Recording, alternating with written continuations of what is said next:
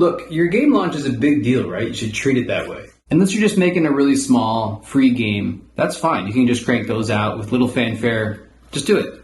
But if you're working on a game for many months, many years, and you're charging for it, you should make a big deal out of its launch. You're listening to Make the Game with Matt Hackett. This is a weird way of looking at game development, but that's kind of what I'm all about. I cook a lot, and I make games a lot, and I draw a lot of comparisons between the two. And a pattern I've noticed is that a lot of indie game developers put many months or years even into making their game, and then they would launch it with little fanfare. And it kind of breaks my heart to see that. And what's so interesting to me is that, people will have like a big gathering. You'll plan a party, you'll plan a holiday feast, you get RSVPs, you've got an invite list, you know for sure who's going to show up. And just that much time and planning doesn't go into a lot of indie game developers' launch strategies. Any friend who's going to show up to your house for a meal and to hang out with you is a great candidate for someone who might be interested in your game. You're already friends, you already have some stuff in common, and they probably care about you and want to support you. So get them on board. I also think a lot of indie game developers just want to make the game, right? I totally get that. But if you're going to dedicate a lot of time into making your game, it makes sense to dedicate some time into planning a launch strategy. Let's make release planning fun by comparing it to a big feast with friends and family. So here are 5 steps I follow when I'm planning a feast for my friends and family. 1. Plan ahead. 2. Invite guests. 3. Source products. 4. Prepare dishes. And 5. Distribute leftovers. Very important. And obviously I'm going to tie all those steps together with making games. So when you're having a feast, the first thing you do is start planning. Who's coming? What are we cooking? Who else is going to show up? Can they RSVP? How much food should we have? Who's bringing dessert? I see a lot of indie game developers who plan to release a game, and the first thing they do is start designing or coding instead of planning. Totally understandable. But that's sort of like making the meal first, then hoping that players will be hungry for it later. When I'm planning out a meal, I like to think about game design. So you can compare a feast to a video game by looking at its anchors. For Thanksgiving, at my house, the anchor is the turkey and classic sides. You can expect those staples and you won't be disappointed. Say you're making a side-scrolling platform game. Players expect the moving and jumping to feel great. Depending on your game, other side dishes may be expected, such as combat, projectiles, double jump, power-ups, unlockable maps, and the list goes on. So those are your anchors, the things that your guests or your players can expect. But what are your hooks?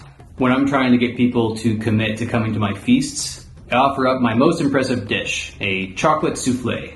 I mentioned this dish to a friend once, and she jokingly said, "Oh, if I had known there was going to be chocolate souffle, I would have visited sooner." And that's the kind of features that you want to have in your game, is when people learn about it, they just throw their wallet at you. They're like, well, I'm down. Sign me up. A lot of games have hooks, but the important thing is for a hook to have 2 properties. You want it to be desirable and you want it to be surprising. Most hooks are at least one of those, but not all of them are both. My old indie game company, Lost Decade Games, one year went to PAX, and we shared a booth with some super nice developers who had an interesting game called Broken Bots. And I'm not here to criticize their design, but years later I have the language to talk about their game a little bit. The anchor was it's a robot arena, and the hook was your robot is malfunctioning. So this is a hook. It's an interesting one. It's surprising that your robot's broken, but is it desirable? Would you seek out a robot that was broken? So obviously those devs are great, and the design is really cool, but later on I was thinking about their hook and how it maybe could have been tweaked to be more desirable. At my Thanksgiving feasts, my chocolate souffle is desirable as a luxurious, high-end dessert. Everybody loves it. It's rich and chocolatey and sweet, and it's all the things you want out of a dessert. It's surprising because it takes uncommon cookware and practice to make it at home. It's not that surprising when you see it at a restaurant, but when you get chocolate souffle offered to you homemade, I think it's a good hook. It gets people to show up to my dinners. So what can we learn from this? When you're planning your feast or your game release, think about your anchors, what people expect. Think about your hooks, what will surprise and delight them. Step 2, invite guests. This is a really interesting one. A lot of indies, you'll see this, they tweet it, I do it, you write a blog post, you stand up on a mountain, you get your loudspeaker, you shout, hey, come check out my game. But not enough direct invitations happen, right? When you're planning a feast, it's a different scenario. You don't want just anyone walking down the street to walk into your home. You're looking for specific people. And maybe you can't get certain people that you want because they're busy or unavailable, out of town, whatever. But you know you need people, or you won't even throw the feast. Similar to a game launch, right? When I'm planning something like Thanksgiving, I don't really have that much capacity. There's only room for maybe 6 or 8 people. But I know for sure who's coming. I talk to them ahead of time, make plans, get RSVPs. We can even shift the day sometimes if it's necessary for certain people to show up. This is all natural. And even with people committing, yes, I will definitely be there. Life happens, right? People drop off, unexpected occurrences kept them from coming. Totally understandable. But the point is if they're not going to come, you know about it. The equivalent to an RSVP for something like a Thanksgiving dinner or any holiday feast is a wish list on Steam, right? Indie game devs kind of know the importance of getting wish lists. But here's a question. What percentage of people who've wish listed a game do you think are going to buy it on launch day? It varies a lot, of course, so all these stats are very hand-wavy, but we do have some data. I thought surely it must be a lot of wish listers, right? It's launch day, it's a big deal. Usually there's a launch discount. But no, the real number is somewhere between 15 and 25%. So if you have 10,000 wish lists, you can expect 1,500, 2,500 of those to convert on launch day. Can you imagine if only 25% of your guests showed up to a dinner? That'd be way too much food. Something else guests do when they RSVP, they'll say, yes, I'm coming. Do you want me to bring anything? There's always some common things you can bring to any meal or get together at a friend's house, a bottle of wine or non-alcoholic beverage, a crowd-pleasing dessert, a fancy snack of some kind, board game. Likewise, there are lots of things you can bring to a game launch. You could bring a wish list. You could bring a purchase, buy the game. You could bring a positive review. You could play the game for several hours, so when your review gets published, people see that you played it. You could bring a retweet. You could bring a forward of a newsletter. You could tell all your friends. And everybody needs to be reminded of these things. So as you build up to your launch, be telling people, hey, these are things you can do on that day. Remind them periodically, and on that day, remind them again. Also, invite your friends and family to buy your game. I never want to see another indie game on Steam with 0 reviews ever again. Get your friends on board. Get your family to go and buy your game. Write you a positive review on Steam. Let them show you that they care about you. Invite them to do it. Purchases and positive reviews are the indie game developer's love language. Oh, by the way, I'm lactose intolerant and my wife is gluten-free right now, so do you have any substitutes for us? I like to draw this analogy to game accessibility. Commonly missed accessibility features include configurable input, keyboard, gamepad, mouse, ability to skip or censor certain content, option to disable or reduce screen shake, difficulty options like easy, medium, or hard. This is much contested. Colorblind options. So when you invite your guests, you might find out that half the people there that are coming are vegan. Likewise, if you're making a really wholesome game, you might find out that half of your gamers really want more accessibility options. The best way to find out is to ask. Talk to your guests, make sure they're going to be happy. Talk to your players, make sure it's the same. Step 3, source products. When I'm getting ready for a feast, it's different than your average meal. Sometimes for a meal, I'll just go into my pantry, grab some eggs, grab stuff I've got in my fridge, throw a meal together. I never do this for a big feast with lots of people coming. For Thanksgiving especially, I will sometimes buy ingredients weeks ahead. I like to make sure I'm going to have my turkey because sometimes the demand is high and they're not always available, and I can put that in my freezer, take it out whenever I'm ready to thaw it. Some products I can buy anytime, like cranberry sauce. We like the canned kind. Don't judge us. It's delicious. It's like $2. You keep it in your pantry. You don't even have to worry about it around Thanksgiving. Creamed corn, same deal. So think about how you can apply this to your game. Are there any things you can have ready year-round to make your launch easier? Here are some ideas. A contact list of press and media folks. Templates for emails and social posts. Guides on how to handle launch successfully, bookmarked so you can reference them constantly.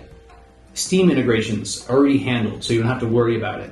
Pre-made logos and large banners for your game assets. Really, you just want to set yourself up for success and be prepared year-round. Step 4, prepare dishes. For Thanksgiving, I begin preparing about a week ahead. I'll take my turkey out of the freezer so it can thaw. Something I talk about a lot is mise en place. French term. It means everything in its place. It comes from the culinary world. If you're going to make a dish, you chop up all the vegetables ahead of time, you measure out your herbs, you crack your eggs. So when you're ready to actually cook, it's all right there, prepared for you. One could compare this step to contacting press and media. Timing is really important when you're preparing food and when you're contacting people about your game launch. Do you want to take this strategy where you promote your game heavily for a short period of time, maybe 3 months or so? Or do you want to release a slow drip of new content to drum up interest in your game over a longer period of time, like 6 months, or some games even do years of marketing? It's a tricky balance to keep folks interested in your game throughout that entire process without losing interest or wearing them out. And from what I've heard, it's best to contact journalists and other press 1 to 3 weeks before you launch. That way they've got time to prepare coverage if they're interested. It's important to be ready for the big day. I see some people really panic on launch day. I begin cooking on Thanksgiving Day pretty early. The turkey enters the oven hours and hours before guests arrive. I baste it every 20 minutes. I've got eyes on that turkey. I know what's going on. The point is that on the big day, everything's ready. There's no panic. Some dishes were already prepared, put in the freezer, ready to go into the oven. And this is how a launch should feel. You should already have written your emails. Your builds have been ready to go for weeks. You've got all kinds of promotional materials. You've got trailers ready to send out. Also on the big day, we get out our good serving utensils. When I'm just making a meal for me and my wife, basic plate, basic bowl, we just get it done. Nothing fancy. But for a feast, we've got friends who sometimes drove hours to see us. We want to have a nice presentation. We lay everything out on the table thoughtfully, and we're prepared to dazzle you with our culinary offerings. That's how it should be on launch day. Bring your enthusiasm, be excited, be prepared, and launch your game. Step 5, this is very important. It's kind of a bonus step. Distribute leftovers. One of my favorite things about Thanksgiving is the leftovers. Food is in the fridge or freezer, and you can eat on it for days. No more planning, just feast. Also, turkey sandwiches. Forget everything else. All the sides, mashed potatoes, gravy, yams, whatever. Bread, mayonnaise, turkey. Perfect sandwich. When guests come to my house for Thanksgiving, after the meal, you get a container. Fill it up with whatever leftovers you want, take it home with you. The meal doesn't just happen once when we all gather around our table. It happens again and again, in their home and in my home. The takeaway here is to keep the train going. Launch is a big deal. Read the reviews, respond kindly, fix any bugs that come up. Follow up with press you've contacted that haven't had a chance to write about it. Join your community, be part of the conversation, and post developer logs. Not sure what to post about? Post about your launch. Everyone loves raw numbers, so share whatever you're comfortable with. Talk about your intense feelings during this epic moment. Not sure how to update your game? Listen to player feedback. Compare their notes with the direction you have planned for the game. See if you can find a solution to their concerns that align with your plans for the game. Also, dig into the inevitable notes that piled up for your game. Cool ideas you didn't get around to, or features that ended up on the chopping block. Those are all now really good candidates for small updates to your game to keep people interested. Okay, so those are the 5 steps for a feast. Let's convert those into launching a game. So number 1, plan ahead. That converts to write a marketing and promotional plan. Number 2, invite guests. Contact media, press, influencers, and your friends and your family. Number 3, source products. Have assets ready like trailers, press kits, logos, and banners. Number 4, prepare dishes. This is executing your marketing and promotional plan. Number 5, distribute leftovers. Update your game, be involved with your community, post developer logs. Thinking about a feast as pertains to a game launch is a little weird, but it's all about making it more than just, make a great game and hope for a successful launch. We can do better than that. Good luck with your upcoming feast and your game launch. I hope they both go really well. How about some book stuff? Book stuff. How to make a video game all by yourself. Chapter 1. We've now sold over 3,000 copies. If you picked up a copy, you contributed to that, and I appreciate it. You can get a signed copy too. There's only 25 left. So if that interests you, jump on it while supplies last. Now it's time for you to go make the game.